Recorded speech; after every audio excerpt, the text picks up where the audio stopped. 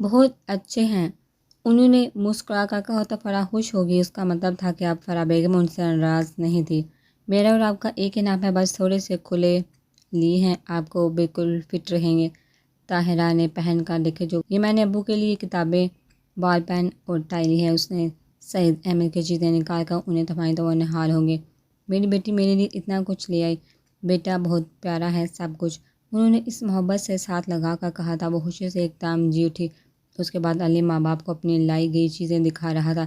سمیان تم کچھ نہیں لائی ہمارے لیے؟ سمیان جو خوشی سے فرح اور علی کو مسکراتے دیکھ رہا تھا، پہلے باپ کے پوچھنے کے بعد انہیں مسکرا کر دیکھا، پھر ماں کو ان کا مسکراتا چہرہ ایک دم سنجیدہ لگا۔ لایا تو ہوں، اسی بیگ میں ہے، پتہ نہیں آپ کو پسند بھی آتی ہے کہ نہیں۔ ماں کے رویے سے وہ کچھ بجھ کر رہ گیا تھا، کچھ بھی نہ کرتے ہوئے بھی اسے گناہ گار ہونے کا احساس ہو رہا تھا۔ یاد دکھاؤ گے تو پتہ چلے گا کہ کیا لائے ہو۔ انہوں نے اس کی خاموشی ختم کرنا چاہی تھی۔ سمیان ہنس کر آگے بڑھا تھا، بیگ سے ایک شال اور خوبصورت پتھر کے بنے کنگا نکال کر طاہرہ بیگم کی طرف بڑھائے تھے۔ یہ آپ کے لیے لایا ہوں۔ طاہرہ سمیان کے جھوٹ پر اسے اس قدر خفا تھی کہ ایک دم جی چاہا کچھ بھی لینے سے انکار کر دے، مگر پھر ہاتھ بڑھا کر چیزیں تھام لی۔ یہ چشمے کا فریم اور والٹ آپ کے لیے۔ سمیان نے دونوں چیزیں باپ کو دی تو انہوں نے خوش دلی سے تھام لی۔ بہت پیاری ہیں تم تینوں بہن بھائیوں کی چوائس تو بہت عمدہ ہے، انہوں نے برملا سراہا تھا۔ بس آپ کو پسند آ گئی، ہمارے لیے یہی کافی ہے۔ باپ کی تعریف پر فرح پھولے نہیں سما رہی تھی۔ وہ تینوں کافی دیر تک ماں باپ کے ساتھ بیٹھے گزرے دنوں کا احوال سناتے رہے تھے۔ رات 11 بجے کے قریب سعید احمد لیٹ ہونے کا کہہ کر سونے اٹھے تو طاہرہ بیگم علی اور فرح کو بھی سونے کا کہنے لگی۔ تھکن ہو گئی ہوگی تم لوگوں کو، جا کر سو جاؤ، انہوں نے کہا تو فرح اور علی شرافت سے چلے گئے۔ سمیان بھی اٹھ کر جانے لگا تو انہوں نے روک لیا۔ تم بیٹھو، مجھے تم سے بہت ضروری بات کرنی ہے۔ سمیان نے ماں کے رویے سے ان کے موڈ کا اندازہ لگانا چاہا۔ جی خیریت، تم اچھی طرح جانتے ہو کہ میں کیا کہنے والی ہوں، انہوں نے غصے سے ٹوکا تو سمیان ایک دو پل کو چپ ہو گیا۔ آپ کو فرح اور علی کا چچا کی فیملی کے ساتھ جانا اچھا نہیں لگا تھا، آپ ان دونوں سے ناراض ہی، میں صرف آپ کی وجہ سے سب کے ساتھ نہیں گیا تھا، مگر عثمان اور بابی کے روزانہ فون آ رہے تھے، مجبوراً مجھے بھی جانا پڑا تھا۔ تم نے مجھ سے جھوٹ بولا تھا، انہوں نے سخت تحقیر سے جتایا۔ جی صرف آپ کی ناراضگی کی وجہ سے، سمیان نے انتہائی سعادت مندی سے کہا تو طاہرہ کا ٹیمپرامنٹ لوز ہونے لگا۔ جب تمہیں علم ہو گیا تھا کہ مجھے پتہ چل گیا ہے تو پھر تم نے کال کیوں نہیں کی تھی؟ انہیں اب مزید غصہ آ رہا تھا، آپ تب بھی اتنا ہی ناراض ہوتی؟ مختصر، سمیان نے کہا تو انہوں نے غصے سے سمیان احمد کو چند لمحے دیکھا۔ سمیان احمد انہیں اپنی ساری اولاد میں سب سے زیادہ عزیز تھا۔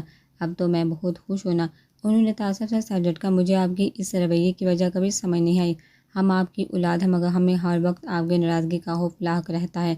میں نے کوئی غلط حرکت نہیں کی، صرف آپ کی ناراضگی کے سبب آپ کو اصل وجہ نہ بتا سکا۔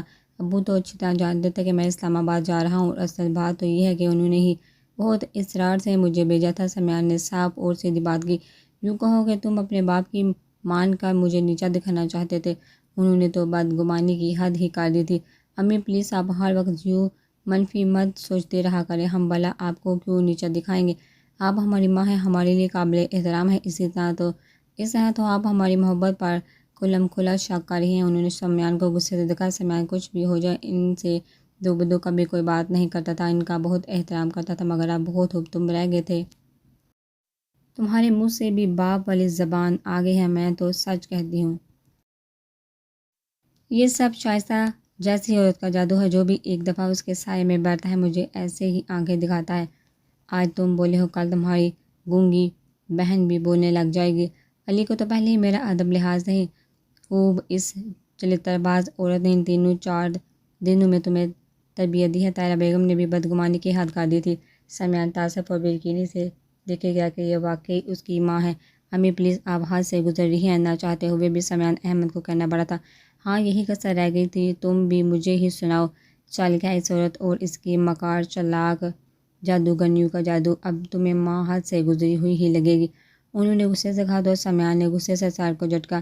حد ہوتی ہے بدگمانی کی بھی، آپ کو تو کچھ کہنا ہی فضول ہے، ماں کے سامنے تو وہ ویسے ہی بولنے کے حق میں نہ تھا، اب بھی طاہرہ بیگم خود کو روکتی تو کبھی ان کے سامنے یوں آؤٹ نہ ہوتا۔ غصے سے کہہ کر وہ اپنے کمرے میں چلا گیا۔ طاہرہ بیگم کی باتیں رہ رہ کر یاد آتی رہی اور سمیان احمد ساری رات سلگتا رہا۔ حالدہ چچی جو کہ والدہ بیگم کے پاس ٹھہری ہوئی تھی، وہاں وہ بہن کی وقت بے وقت کی تکلیف سے خود بھی اذیت سے دوچار ہو گئی تھی۔ شاکرہ ہما وقت واحدہ بیگم کے ساتھ ہی ہوتی تھی، مگر رات کو کبھی تکلیف سے یا پھر خود ہی آنکھ کھلنے پر وہ حالدہ بیگم اور واحدہ آپا کے ساتھ اٹھ جاتی تھی۔ وہ تو پہلے بھی گھر کی چار دیواری میں مقید تھے، اب تو مزید بستر کی ہو کر رہ گئی تھی۔ دن تو جیسے تیسے ان کا گزر جاتا تھا، رات گزارنا واحدہ آپا کے لیے بہت مشکل ہو جاتا تھا۔ ایسے میں ان کے لیے پورا ایک بندہ چاہیے تھا جو ان کے ساتھ وقت بہ وقت جاگے، بلکہ ان کی تکلیف اپنی باتوں سے بھی کم کرے۔ حالدہ خاتون تو 2 راتوں میں جا کر ہی بیمار پڑ گئی تھی۔ تیسرے دن دوپہر کے وقت نبیل گھر سے نکل کر حالدہ کے گھر گیا تو ماں کو بخار میں مبتلا دیکھ کر پریشان ہو گیا۔ یہ کیا حالت کر لی ہے اپنی؟ آپ کو بخار تھا تو مجھے اطلاع کر دی ہوتی، میں آ جاتا یا پھر نویرہ آ جاتی۔ میں نے کتنی دفعہ کہا تھا کہ شاکرہ کو بھی کہا تھا کہ تمہیں فون کر دے، مگر حالدہ مانی ہی نہیں۔ واحدہ آپا کو بھی بہن کی طبیعت خراب ہونے کا ملال تھا، رات دیر تک جاگنے سے طبیعت بگڑ گئی ہے۔ تم جانتے ہو دن میں جتنا مرضی تھک جاؤں، رات کبھی نہیں جاگی، بس تھکن سے ہو گئی ہے، آرام کر رہی ہوں، شام تک ٹھیک ہو جاؤں گی۔ بیٹے اور بہن کو پریشان دیکھا انہوں نے مسکرا کر ٹالا تو وہ قطعی نہ مانا۔ بالکل نہیں، آپ کو آرام کی ضرورت ہے، آپ گھر چلیے۔ تو یہاں آبا کے ساتھ کون ہوگا؟ بیٹے کے دو ٹوک انداز پر انہوں نے بستر پر موجود دوسرے کے رحم و کرم پر پڑی بہن کو دیکھا۔ واحدہ آپا مسکرائی، میری فکر نہیں کرو، جب تک پلاسٹر نہیں اترتا پریشانی تو ہے، پھر شاکرہ بھی ہے، تم گھر جا کر آرام کرو، یہ نہ ہو کہ طبیعت زیادہ خراب ہو جائے۔ انہوں نے بہن کو تسلی دی، مگر ان کا دل نہ مانا۔ میں نویرہ کو چھوڑ جاؤں گا، آپ فکر نہ کرے۔ نبیل نے ماں اور خالہ دونوں کو تسلی دی، رہنے دو بیٹا، وہ کہاں ان دنوں پریشان ہوگی، شادی کے دن اب دو نہیں ہیں، گھروں میں 100 کام ہوتے ہیں، بچیوں کے اپنے ہی شوق پورے نہیں ہوتے، وہ میری وجہ سے یوں خوار ہوگی، آرام سے اپنے کام نپٹائے۔ واحدہ آپا نے منع کر دیا تو حالدہ نے بہن کو دیکھا، اس حالے میں صرف ملازمہ کے سر پر بھی نہیں چھوڑا جا سکتا تھا، واحدہ سے رفت بھی نہیں آ سکتی تھی، جدہ سے رفت بھی نہیں آ سکتی تھی، اور اس کے بچوں کی تعلیم اور میاں کی جاب کا مسئلہ تھا۔ آپا چند دنوں کی بات ہے، نویرہ نے ویسے بھی اچھی خاصی تیاری کی ہوئی ہے، جب تک آپ کا پلاسٹر اترتا ہے وہ آ جائے گی، دن میں تو آپ ٹھیک ہی رہتی ہیں، زیادہ بات ہوئی تو نبیلہ بھی آ جایا کرے گی، رات کو نویرہ یہیں رہ لے گی، 1 ڈیڑھ ہفتے کی بات ہے، پھر اللہ مالک ہے، نبیلہ بچی والی، پھر گھر کا سامان سارا انتظام اسی نے سنبھالا ہوا ہے، ورنہ میں اسے بھیج دیتی۔ جیسے تمہاری مرضی، میں تو بچی کو تکلیف نہیں دینا چاہتی تھی، بیچاری شادی کی تیاریوں میں الجھی ہوئی ہے، کہاں گھر سے نکلنے وقت ہوگا۔ آپ اس بات کی بالکل فکر نہ کریں، نبیلہ پیچھے سے سب سنبھال لے گی، زیادہ فکر ہوئی تو دونوں ہی دن آپ کے پاس گزار لیا کریں گے، زیادہ شاپنگ وغیرہ کا ہی مسئلہ ہے، نبیلہ یہاں آ جایا کرے گی، دونوں دن میں جا کر لیا کریں گے، رات کو نویرہ بھی ادھر ہوگی۔ نبیل کو بھی ماں کی بات اچھی لگی تھی، خالہ کو کہا تو انہوں نے سر ہلا دیا، پھر مزید تھوڑی دیر بیٹھ کر وہ ماں کو لے کر گھر آ گیا تھا۔ نویرہ سلائی مشین رکھے مصروف تھی تو نبیلہ ڈھیروں سامان پھیلائے پیکنگ کر رہی تھی، ماں کو نبیل کے ساتھ آتے دیکھا نویرہ حیران ہوئی، امی کی طبیعت ٹھیک نہیں رہی تھی، میں گھر لے آیا ہوں۔ نبیل نے بیوی اور بہن کو بتایا تو دونوں پاس آ کر بیٹھی، خدا خیر کرے، زیادہ طبیعت تو نہیں بگڑ گئی۔ حالدہ بیگم ویسے بھی بہن کی تکلیف پر بہت دکھی تھی، بہن کی تکلیف کا دکھ اندر ہی اندر انہیں کھائے جا رہا تھا، اور رات کے سامنے کچھ بھی کہہ نہیں سکتی تھی۔ نہیں، اللہ کا شکر ہے، بس رات کا جاگنا ہوتا ہے۔ تو اب خالہ امی کے پاس کون ہے؟ نویرہ نے پوچھا تھا۔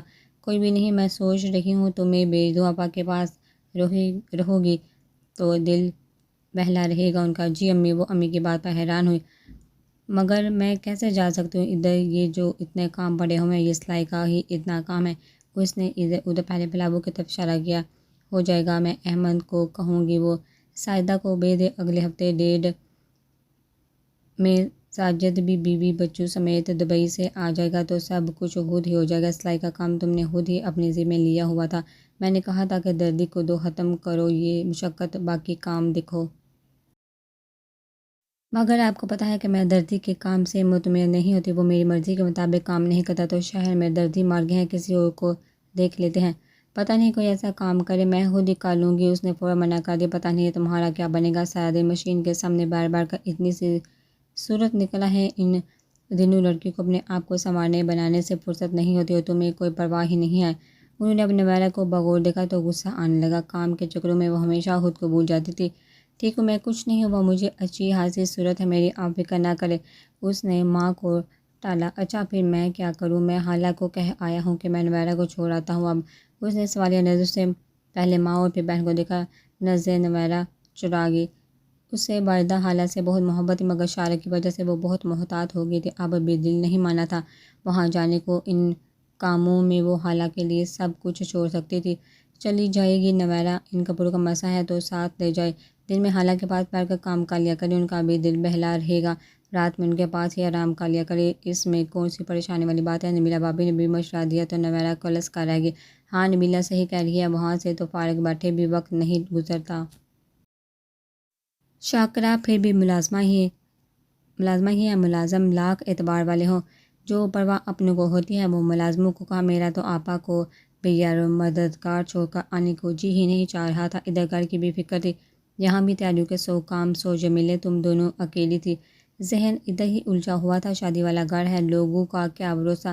بہن کی طرف سے عبدیدہ، انہوں نے آنسو صاف کیے تو صدا کے نرم دل نویرہ احسان ایک دم ان کے آنسو سے پگھل گیا۔ اچھا روئے نہیں، میں چلی جاؤں گی، اپنے کپڑے تو میں خود ہی سلائی کروں گی، آج جا کر وہاں کی روٹین دیکھتی ہوں، اگر وقت ہوا تو ادھر سے آ کر سلائی کے لیے کپڑے لے جاؤں گی، باقی کپڑے بھابی آپ کی درزی کو دے دے، اب اتنا ہی ہو سکتا ہے مجھ سے۔ صرف بھابی نے اس کی بات پر سر ہلایا تھا۔ جیتی رہو، خوش رہو، اللہ تمہیں سدا آباد رکھے۔ مجھے پتا تھا میری بیٹی انکار نہیں کرے گی، ان دنوں تو بچی کو گھر سے نکلنا ہی نہیں چاہیے، بہن کی محبت رلاتی ہے، مجبور ہو ورنہ کبھی نہ بیتی۔ سچی شارق کی طرف سے تو میرا اپنا دل بڑا کھٹا ہو گیا ہے، ماں گھر میں مفلوج، دوسروں کے رحم و کرم پر ہے، اپنے عیش لیے اس نے ماں کو ہسپتال سے گھر لا بٹھایا ہے، کیا تھا چند دن تکلیف سہ لیتا، اب بھی کون سا پہاڑ توڑ رہا ہے، رات گئے لوٹ رہا ہے، مجھے تو اسے اس کی سرگرمیوں سے ہی الجھن ہونے لگتی ہے۔ آپا تو پھر ماں ہے، سچ کہتی ہوں، آپا کی بیماری کا ذمہ دار بھی شارق ہی ہے، وہ ماں تھی۔ بیٹی کی پہلو تہی ان سے محفی نہ رہ سکی، خود بھی دل کٹا ہوا تھا، سو دل کی بھڑاس نکالی۔ نویرہ چپ چاپ دیکھ گئی۔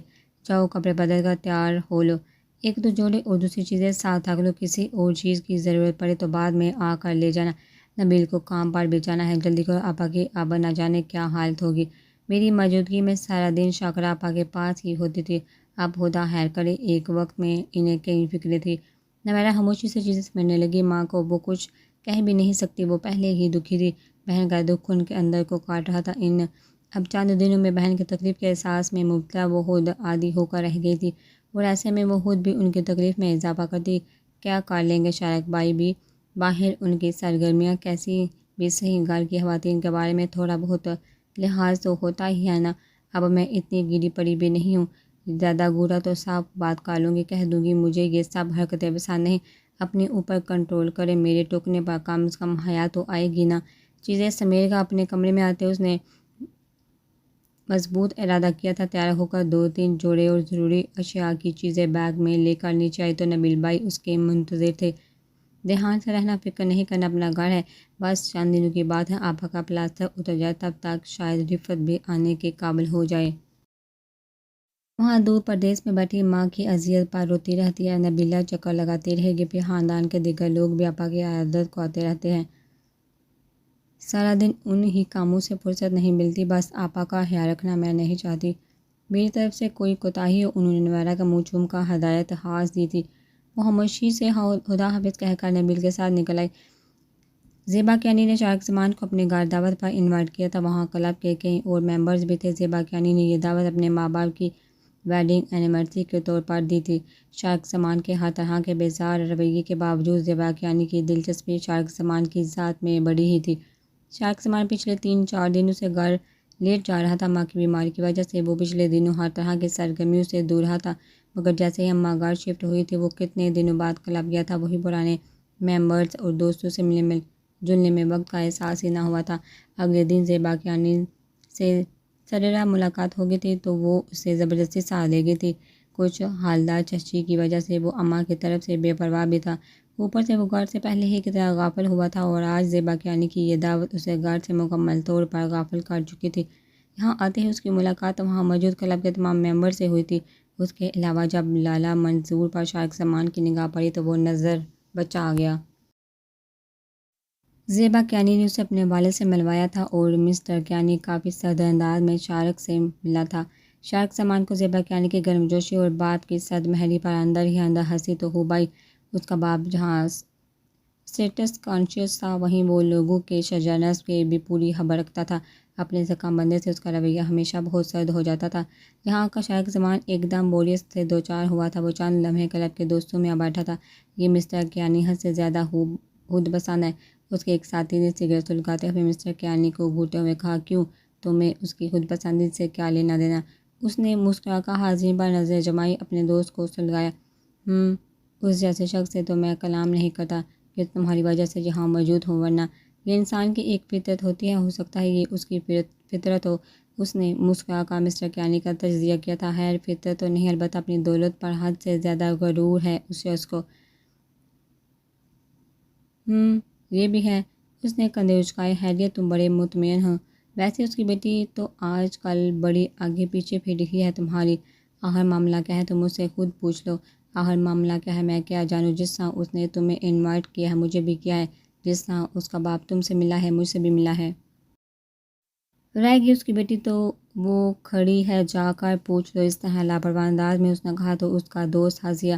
تمہارا بھی کوئی جواب نہیں؟ اس کی بیٹی تم سے کیا چاہتی ہے یہ میں کیا کلب میں موجود ہر شخص سمجھ رہا ہے اور تم ہو کہ ویسے مجھ سے رازداری برت کے اچھا نہیں کر رہی۔ یہ لڑکا وسیم اس کا پرانا دوست تھا، یہی کلب میں اس سے دوستی ہو گئی تھی۔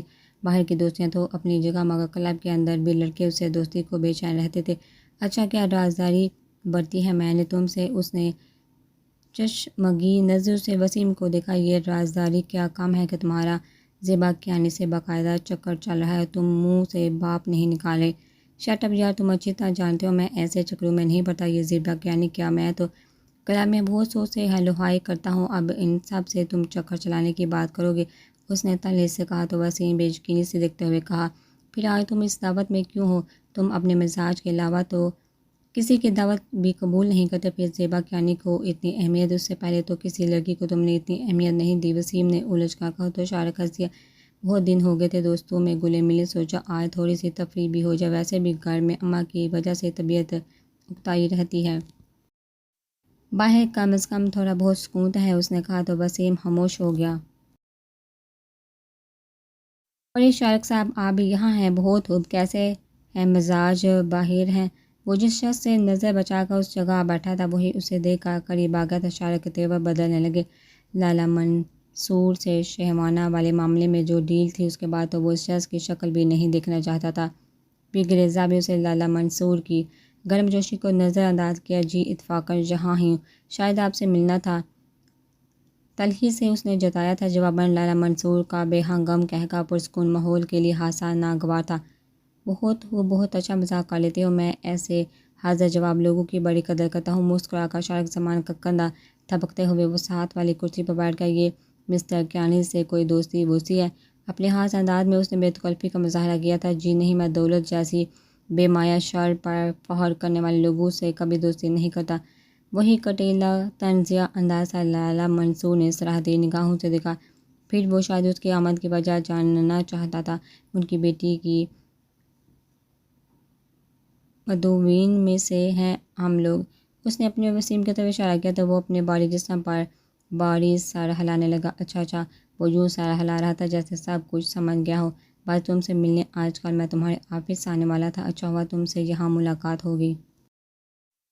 لالا منصور نے وسیم کو نظر انداز کرتے ہوئے بات کی تو شارک نے تعجب سے دیکھا۔ کیوں؟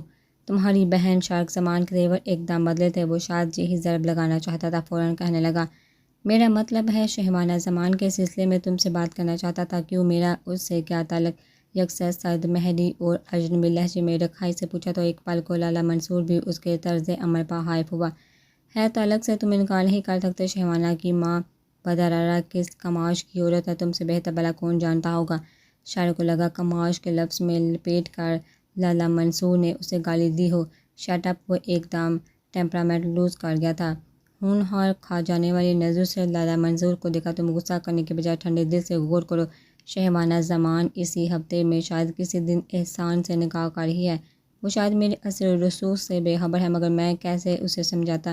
احسان منصور میرا اکلوتا بیٹا ہے، اس کی ضد کے سامنے بے بس ہو، ورنہ اس جیسی اردو کو مسلنا میرے بائیں ہاتھ کا کھیل ہے، چٹکی بجاتے ہی ایسی اردو کا کام کرتا ہوں میں۔ اس نے چٹکی بجا کر جتاتے ہوئے شارق زمان کے ہون جھلکتی آنکھوں میں دیکھا۔ غیرت مند ہو، تمہارا باپ بھی بڑا غیرت مند تھا، مگر ایسی عورتوں کو اپنی عزت بے عزتی کی پرواہ نہیں ہوتی۔ انہیں مردوں کی جیب سے فکر ہوتی ہے، نوٹ دکھا کر موڈ بنانے والی بات کرتی ہے۔ میں صرف خاموش ہوں تو اس لیے کہ میں نہیں چاہتا کہ میرا بیٹا میرے مقابل آ کھڑا ہو، جبکہ بدرارہ بیگم ایسا چاہتی ہے۔ تمہیں اسی لیے بتا رہا ہوں کہ ایسا نہ ہو کہ بعد میں تم پچھتاؤ۔ وہ شارق کو سنا کر چلا بھی گیا تھا۔ شارق زمان اپنے آپا بمشکل باندھ رہا تھا۔ وسیم جو ساری گفتگو سن چکا تھا، اس نے خوفزدہ نظروں سے شارق زمان کی آنکھوں میں در آنے والی درندگی محسوس کی تھی۔ شارق زمان نے اسے کبھی اپنے بارے میں نہیں بتایا تھا، مگر کلب میں موجود ہر شخص شارق زمان سے متعلق ایک مختلف کہانی ضرور سنتا تھا۔ ان کہانیوں میں کتنی سچائی تھی وہ نہیں جانتا تھا، مگر جب سے اس نے شارق زمان کے میگزین میں شائع ہونے والی شاہانہ اور بدرارہ کی رپورٹ پڑھی تھی، وہ بہت کچھ جان گیا تھا۔ شارق زمان تیزی سے اٹھا تھا، وسیم بھی اس کے ساتھ اٹھ کھڑا ہوا۔ کہاں جا رہی ہو؟ شارق زمان کے تیور اچھے نہ تھا۔ وسیم نے ڈر کر پوچھا، اس شخص نے گالی دی ہے مجھے؟ میں بے غیرت نہیں اور نہ ہی میرا باپ تھا، بتانا چاہتا ہوں میں اس ذلیل ان شخص کو۔ وہ غصے سے بھنکا رہا تھا۔ وسیم نے فوراً اس کا ہاتھ تھاما تھا۔ یہاں تماشا مت بناؤ اپنا، چلو یہاں سے، یہاں بہت سے لوگ تمہارے جاننے والے ہیں، ہاں بات بڑھے گی اور تمہاری اپنی ہی ساکھ خراب ہوگی۔ اس نے دھیرے سے سمجھایا تو شارق نے غصے اور تنفر سے وسیم کو دیکھا۔ اس شخص کی گالی سن کر میں آرام سے چلا جاؤں گا، اتنا بے ضمیر سمجھ رہی ہو تم مجھے؟ شارق زمان کا بس نہیں چل رہا تھا۔ ایک منٹ کی تاخیر کیے بغیر لالا منظور کا قربان جا کر کل آرام سے، تم بعد میں ٹھنڈے دماغ سے سوچ کر اس شخص کو جواب دینا، اس وقت کچھ بھی مناسب نہیں، چلو چلے یہاں سے۔ اس نے سختی سے شارق کا بازو پکڑ کر اسے کوئی بھی سنگین قدم اٹھانے سے منع کر دیا۔ کیا ہوا؟ جا رہی ہو تم لوگ؟ زیبا کیانی دونوں کو کھڑا دیکھا فوراً ان کی طرف آئی تھی۔ شارق زمان نے چبھتی نظروں سے اپنے سامنے کھڑی زیبا کو دیکھا۔ کیا ہوا؟ اس نے شارق کے تیوروں سے اندازہ لگا لیا کہ جہاں کوئی گڑبڑ ہوئی ہے۔ کچھ نہیں ہوا، اس کی اماں کی طبیعت ٹھیک نہیں، گھر سے فون آیا ہے، ہم لوگ جا رہے ہیں، مگر ابھی تو کھانا لگنا ہے۔ اتنی جلدی؟ وسیم کی بات پر اس نے کہا تو شارق نے ہاتھ اٹھا کر روک دیا۔ پلیز زیبا، تم نے انوائٹ کیا، بہت شکریہ، پھر کبھی صحیح، چلو۔ وسیم کو کہہ کر وہاں سے نکلتا چلا گیا اور زیبا حیرت سے کھڑی اس بات پر بدلتے تیوروں والے شخص کو سوچنے لگی۔ وہ اس شخص سے ہمیشہ سے زیادہ ناقابل رسائی اور ناقابل فہم لگا تھا۔